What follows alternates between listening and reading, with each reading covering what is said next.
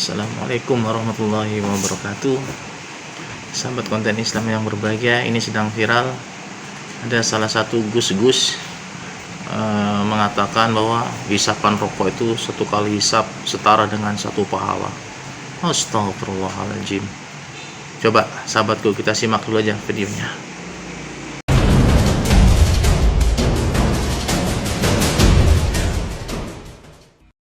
Kok ngerokok setiap satu hisapan itu mendapatkan pahala, percaya ora? Lho kok iso Gus? Satu hisapan satu pahala nggih, mulakno tirunan. Sak hisapan ngene iki aku apa mur nyebul koyo sampean boten. Sak hisapan ngene iki. Allah. Ini maaf bagi yang para perokok. Ya, yang mau ngerokok silakanlah ngerokok.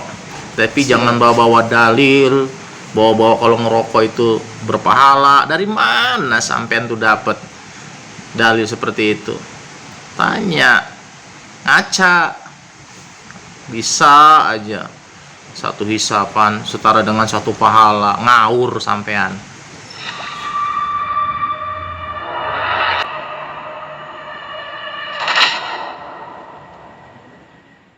Baik sahabat konten Islam yang berbahagia, mari kita simak penjelasan dari Ustadz dan ulama-ulama yang ada di Indonesia seperti Khalid Basalamah, Uwas, dan Mujiman. Baik, kita simak saja penjelasan dari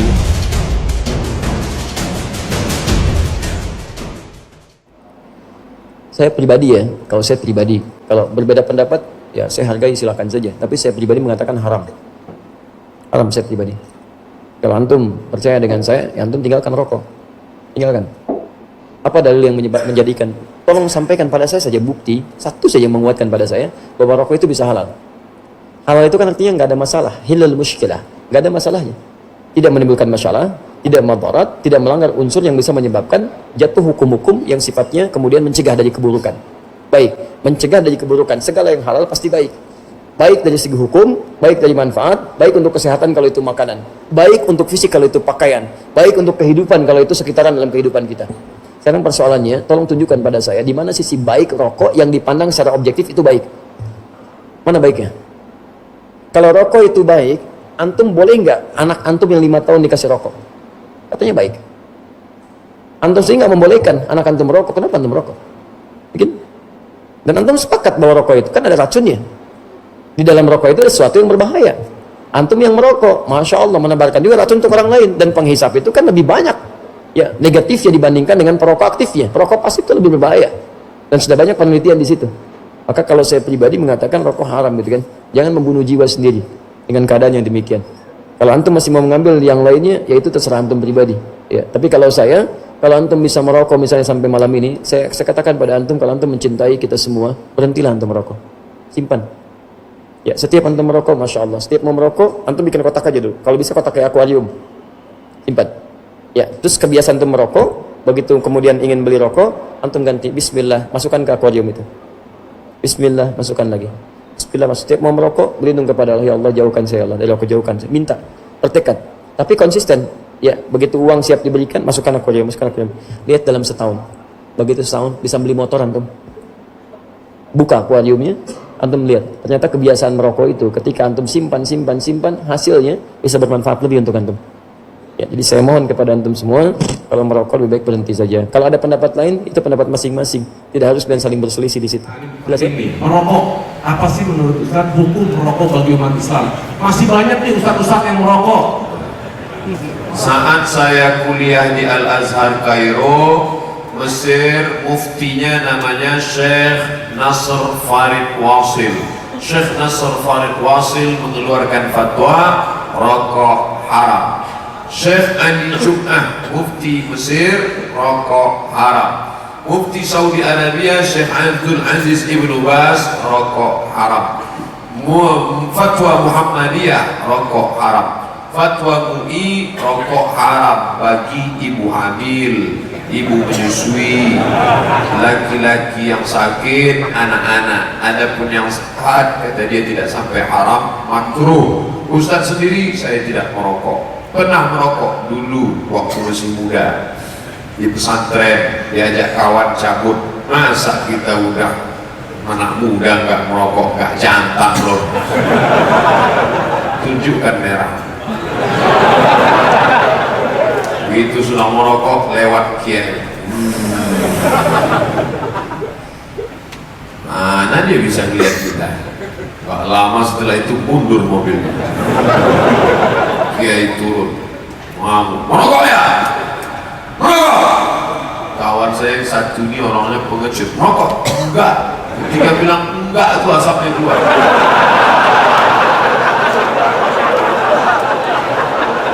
Kami pulang ke asrama, di situ saya bernazar, ya Allah, ini nanti habis maghrib pasti akan dipanggil ini nama-nama yang merokok. Hukuman zaman itu kalau merokok, tapak tangan dipukul pakai batang sapu rotan dan kemudian digundul. Ya Allah, sholat hajat 2 rakaat, nanti kalau tolonglah lupa, buat kiai ini lupa. Kalau dia lupa, aku akan baca Yasin 3 kali dan aku berhenti merokok.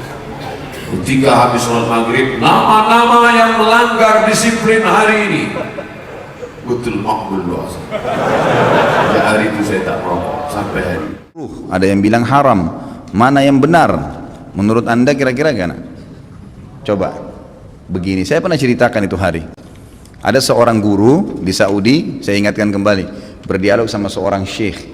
Syekhnya dibilangin sama guru ini, guru sekolah ya, dia berpendidikan, dia bilang, syekh, kenapa anda mengatakan rokok itu haram? Apa sebabnya?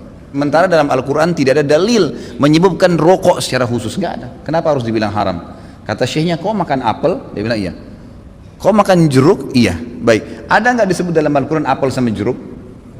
Dia bilang tidak ada. Baik, itu tidak ada, tapi boleh dimakan. Kenapa? Karena masuk dalam umumnya firman Allah, Allah menghalalkan semua yang baik-baik dan Allah mengharamkan yang khaba'ith, yang buruk, gitu kan? Jadi ulama mengeluarkan kaidah semua yang baik maka halal, semua yang buruk maka haram. Semua subhanallah yang haram itu pasti berefek tidak baik, gitu kan? Lalu dia bilang, tapi setahu saya tidak buruk karena saya merasa nyaman-nyaman saja, gitu kan? Saya merokok, saya percaya diri, saya nggak ada masalah.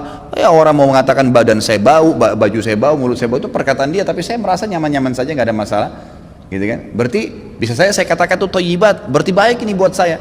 Dari mana tolok ukurnya ini baik atau buruk? Kata syekhnya, baik, kalau kamu mau lebih dalam lagi, sekarang saya tanya, kata syekh, kalau kamu pulang ke rumah habis ngajar, kamu temukan istri kamu lagi pegang rokok, anak kamu lagi pegang rokok, kamu biarin atau kamu larang? Kata gurunya ini, saya larang syekh. Kenapa kamu larang?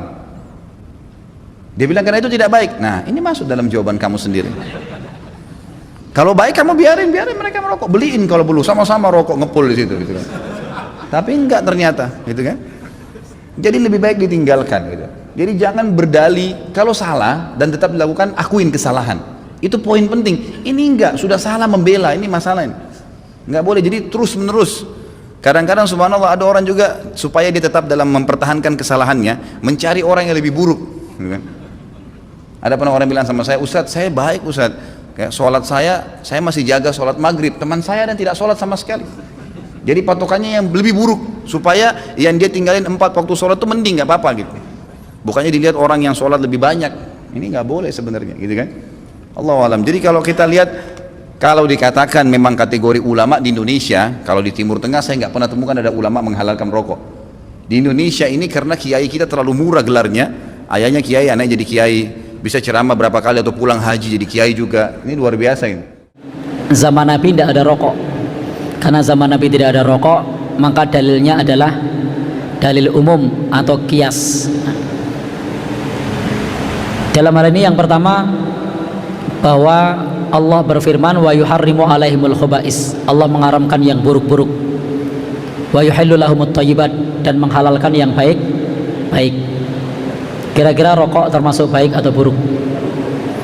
Kalau bilang baik, anaknya suruh ngerokok enggak? Istrinya suruh ngerokok enggak? Enggak, kenapa? Orang ilok yo, berarti enggak baik. Itu dari sisi dalil umum. Kemudian juga dilihat dari mudorotnya. Ada mudorotnya enggak? Setahu saya dokter-dokter yang pernah saya temui, baik dokter yang merokok atau tidak merokok, karena dokter yang merokok juga banyak, itu semua merekomendasikan kalau rokok itu tidak baik. Artinya apa? Rokok ini mengandung mudorot, dan dalil menghindari mudorot itu banyak. Yang terkenal la dororo wala diroro, jangan membahayakan diri sendiri maupun orang lain, dan merokok itu membahayakan diri sendiri maupun orang lain. Ada dalil lain, ada di bungkus rokoknya, merokok membunuhmu, ya kan? Karena ada dalil merokok membunuhmu, di situ tertulis, maka Al-Quran mengatakan wala tulqu bi aidikum ila tahlukah, jangan jerumuskan kepada kebinasaan. Ada lagi wala taqtulu anfusakum, jangan bunuh dirimu sendiri, dan lain-lain. Kita ambil itu saja. Dari sisi itu maka rokok bisa diambil kesimpulan hukumnya antara dua. Yang pertama hukumnya makruh, yang kedua hukumnya haram. Jadi rokok itu bisa hukum makruh, bisa hukum haram. Nah, kalau saya pribadi memilih pendapat yang hukumnya haram, bukan makruh. Kenapa hukumnya haram? Mengganggu diri sendiri maupun orang lain, dan kandungan racunnya lebih banyak. Baik sahabat konten Islam yang berbahagia, semoga apa yang disampaikan oleh ustadz-ustadz kita bermanfaat, dan semoga Allah berikan kepada sahabat-sahabat yang ingin melepaskan rokoknya agar Allah lupakan. Baik sahabat konten Islam yang berbahagia, sampai jumpa lagi di video-video berikutnya. Semoga bermanfaat. Saya akhiri, subhanakallahumma wa bihamdika asyhadu an la ilaha illa anta astaghfiruka wa atubu ilaik. Akhirmu dakwah, assalamualaikum warahmatullahi wabarakatuh.